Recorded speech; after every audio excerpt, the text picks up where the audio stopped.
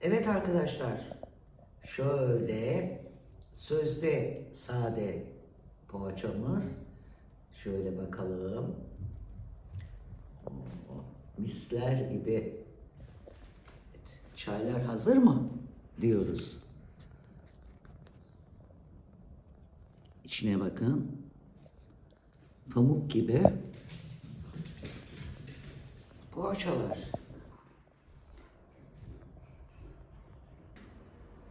Merhaba arkadaşlar. Uzun zamandır poğaça yapmadığımı fark ettim. Bugün poğaça yapmaya karar verdim. Aynı zamanda ben evi değiştirdim arkadaşlar.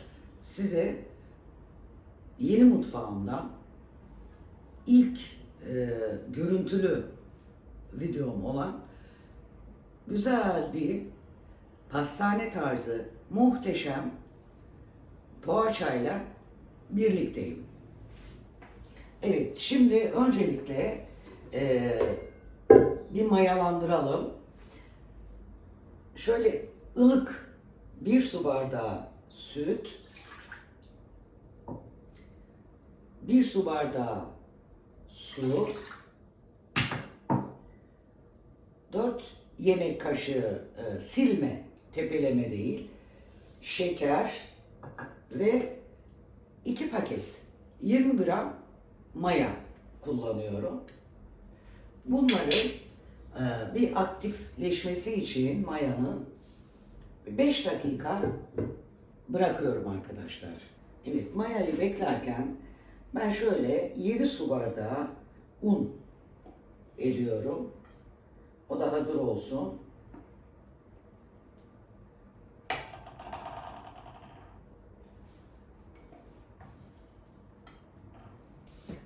Yedi bardak un için şöyle 2 çay kaşığı tuz ilave ediyorum.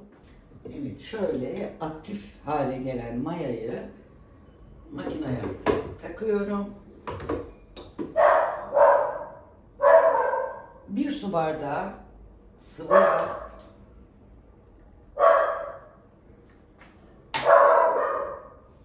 1 yumurta ekliyorum ve bir süre bunları karıştıracağım, sonra unu ekleyeceğim.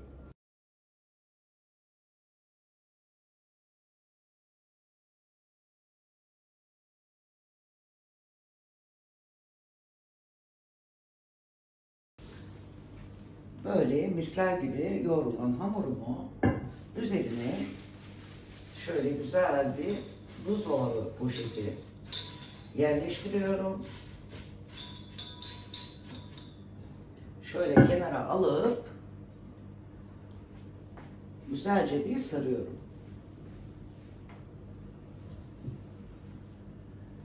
Burada 40-45 dakika mayalanacak.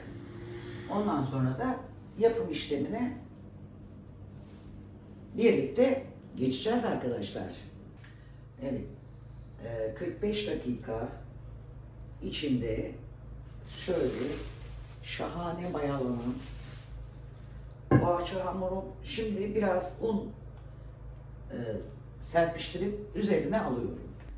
Evet, şöyle hafiften bir un atıyorum ve hamurun şöyle bir mayasını alıyorum.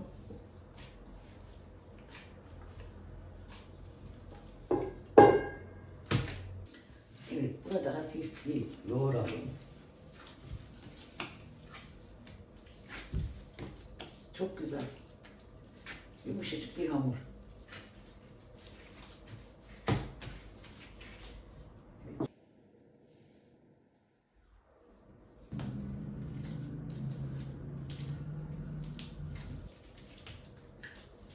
Ne kadar pratik bir yöntem.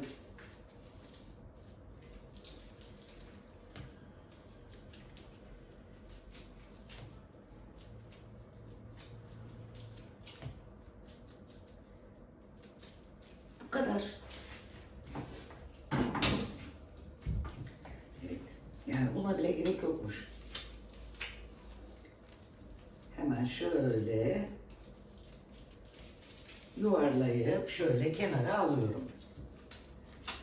Tüm hamurum bitinceye dek aynı işlemi yapacağım.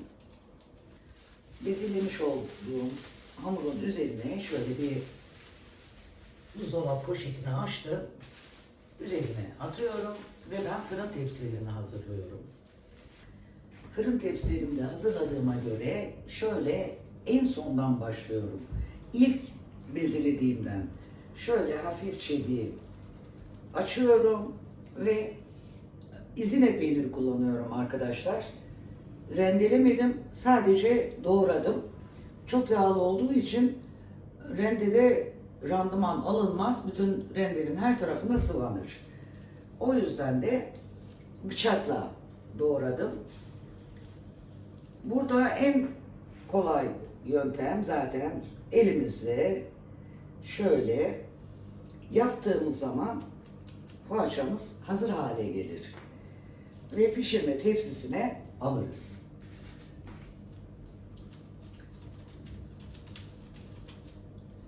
Beş dakikada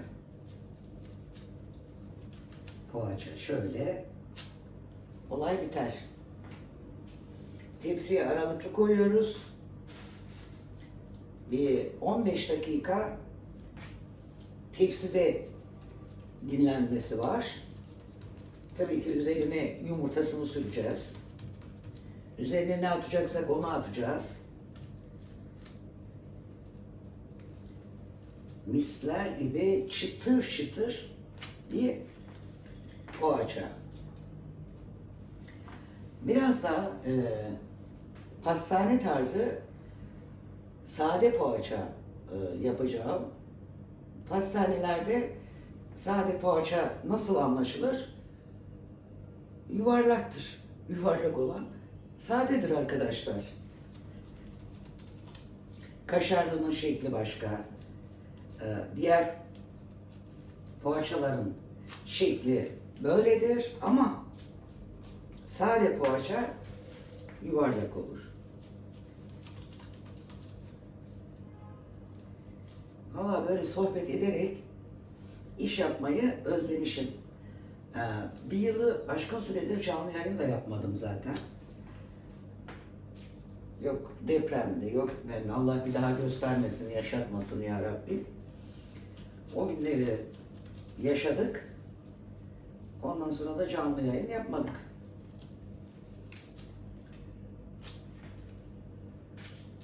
Evet, 2, 4, 6 tane boyuna tepsiye yeter. Şimdi bir hızlı çekime geçelim. Hemen hızlı bir şekilde yapalım.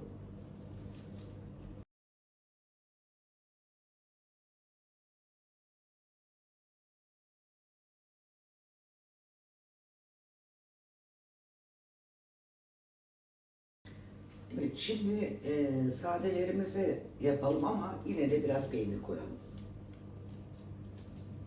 Sıfır peynirsiz olmasın. Onları yine böyle yapıyoruz. Şöyle bastırıyoruz. Ve pişirme tavasına alıyoruz.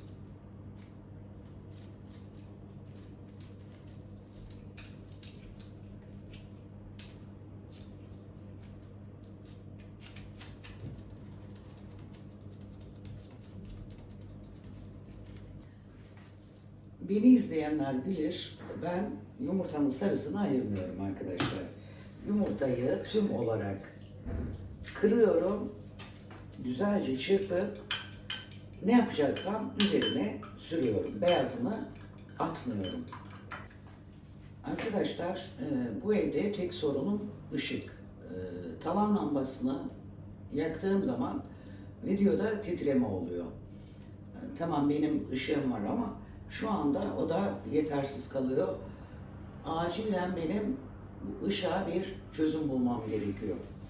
Evet, yumurtayı çırptım. Şimdi güzelce bir poğaçaların yumurtalarını sürüyorum. Bu ilk yaptığım tepsi.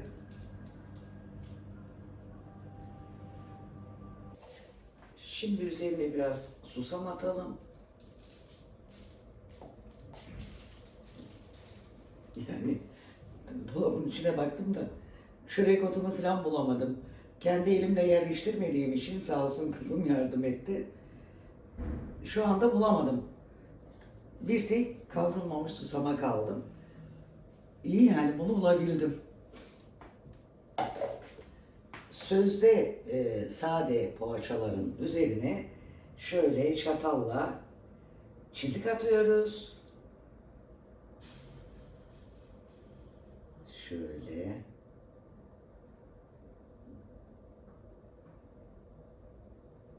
Evet. Bunların sade olduğu belli olmalı. Tabii bunlar sade değil. Ama pastanelerde durum öyledir arkadaşlar. Bunlara farklı atacaktım ama maalesef şu an bulamadım.